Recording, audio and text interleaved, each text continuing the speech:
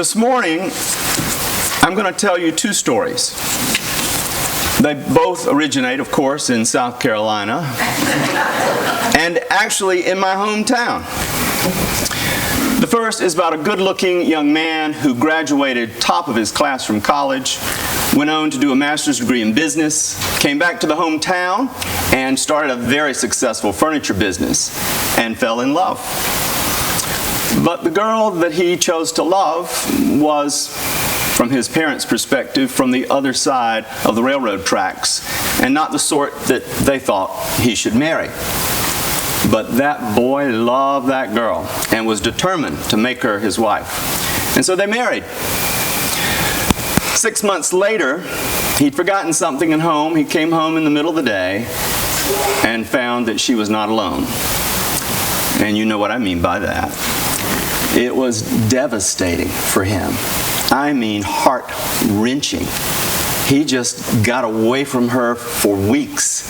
He felt so much hurt and anger and disbelief. But he loved that girl. And so they reconciled and started living their life again as newlyweds. Then, less than 3 months after that, a friend of his said, "Hey, I hate to tell you this, but I keep seeing your wife coming into my apartment building, and she's going into this single guy's apartment, and she's there a long time." Well, he was sick to his stomach. He said, "It's not true. You've confused her with someone else." But what he did is he staked out the apartment building for about 3 days. He'd go and park over there and kind of wait to see. And sure enough, one of those days, here she came. She went up to the apartment. She went in. She was in there for over an hour. She came out. She turned and kissed the guy on the lips. Came down the steps, and her husband was waiting there to confront her. Well, initially, she tried to deny it. And then she tried to blame it on him. "Well, you just don't give me the love I need," you know, that kind of thing. He couldn't believe that this was happening so soon after that reconciliation, when he knew that, okay, it was a mistake, she messed up, we're newly married, but she's back on track, we're good. Well, they weren't good, obviously. But he loved that girl. And so after some weeks, they got back together. But this time, when she came back to him, she brought a gift with her. She was pregnant, and it was not his child. Well, once again, he was in this place of utter devastation, hurt, angry, humiliated. And so for months, they had nothing to do with each other. But he loved that girl. And so once again, he makes for a reconciliation, and they come back together, and he agrees that he will raise this child as his own. Well, in the ensuing years, this continued to happen. The woman would have these affairs. Sometimes she'd be gone till the wee hours of the morning. Sometimes she'd be gone for a couple of days while he was raising her child. And his parents could not help but shake a finger at him and said, "We told you so. She's from a trashy family. What do you expect? Enough is enough. Why are you putting up with this?" Friends would say, "Man, you got to get rid of her. She's destroying your life." Even his priest said, "You know what? She broke the vows a long time ago. You'd be in your rights to divorce." But he loved that woman. So, as the years went by, this continued to be the habit while he was raising the child, until one day she went away with a young man, and she never came back. And the young man is no longer a young man. He's over 60 now. Still wears the wedding band on his finger, and he still loves that woman. So what do you say about that guy? Was he heroic? Or was he stupid? The second story is about a young woman, also from my hometown, but not so virtuous as the young man in that first story. But was she beautiful? I mean, she was knockout gorgeous. And she knew it. And she was from a very wealthy family They had a grand house and multiple vacation homes and expensive cars and all that stuff. And on top of it, she was an only child. So you know what that means, right? Spoiled rotten. Just rotten. Selfish. Had little care for anyone other than herself. She went from boyfriend to boyfriend, party to party. She never graduated from college because she was too busy partying.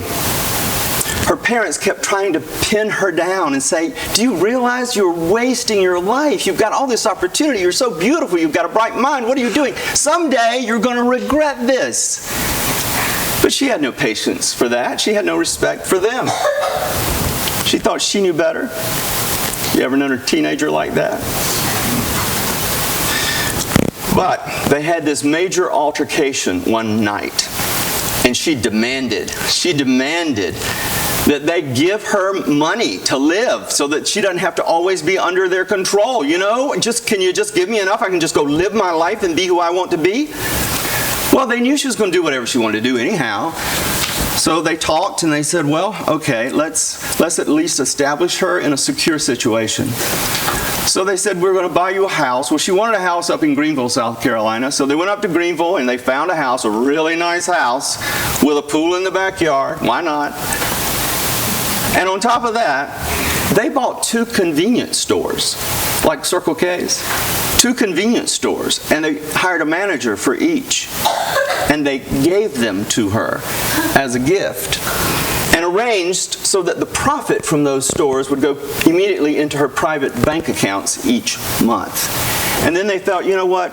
She's safe. We put her in a good place. She's got a steady income. She's going to be okay. And they go back to our hometown. What do you think that worked?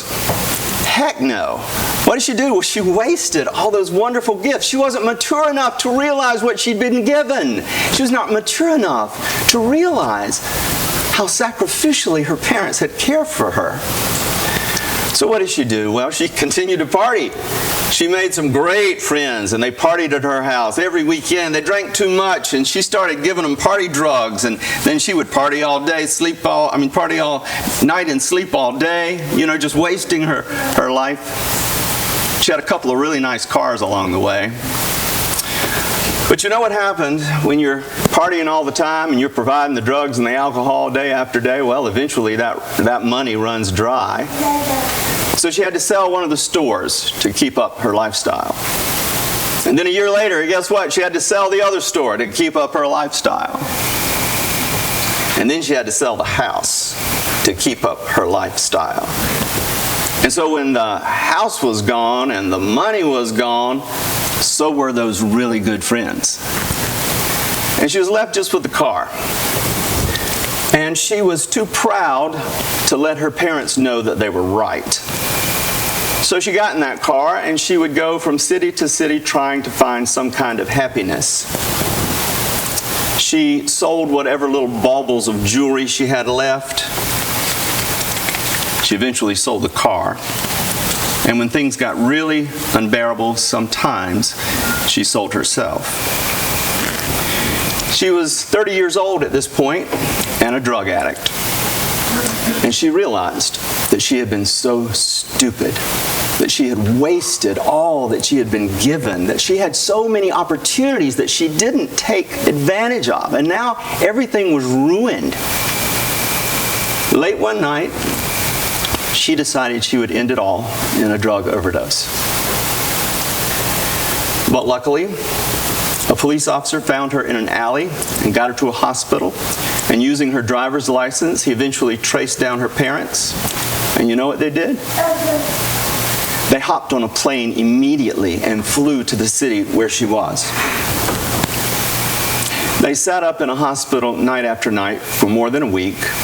And then they got her into the best drug rehab they could find in Connecticut. 6 months of drug rehab. And they rented an apartment up there so that they could be nearby just in case they were needed. She was finally released. She felt so embarrassed to even look her parents in the eye. But they enveloped her with love. Not once did they wag the finger at her and say, "We told you so." Not one time. Instead, they told her how important she is to them and how much hope they have for her future. You have a bright mind. You're a beautiful girl. You have a wonderful heart. Through sobbing tears, she asked them, how can you possibly feel that way, really? How can you feel that after all I've done, after all the waste, after the parties, the drugs? How can you still do this? And they said, because you're ours, and we love you, and we always have, and we always will.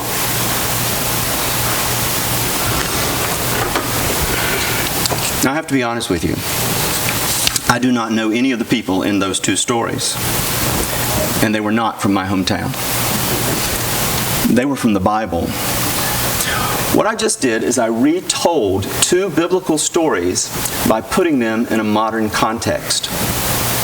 That first story about the fine young man who married that adulterous woman who just kept going off with the next man in line while he raised her child, that's the story of the prophet Hosea in the Old Testament. And that story is told in the Old Testament as an illustration for Israel to see itself in a mirror, to see how they, God's own people, are the adulterous woman as they seek one pagan god after another. We can apply it today to us as we seek one god after another: money, power, beauty, narcissism. While God the Father is the husband in that story, who takes us back over and over and over, even though we don't deserve it. And we continue to follow after these other gods, these things that are not godly. We continue to break our vows, our baptismal vows, while He continues to wear the ring, to keep the covenant, and to love us even when we don't love Him. The second story is from the New Testament, and you know it as the prodigal son. Again, it's an illustration of our relationship with God.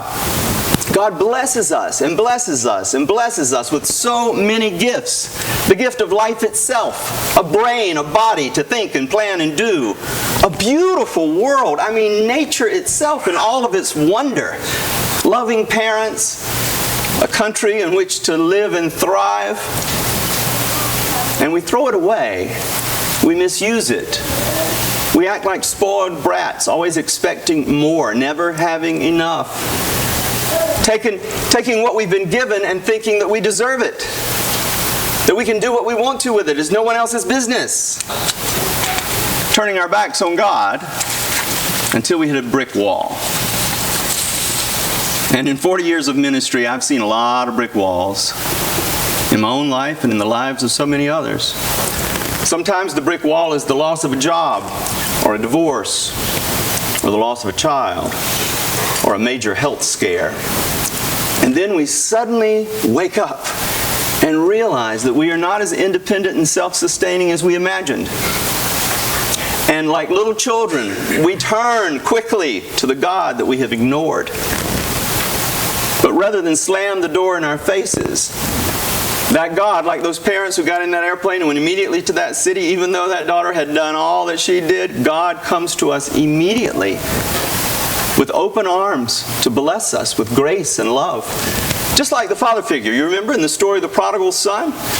He's waiting for the son to want him.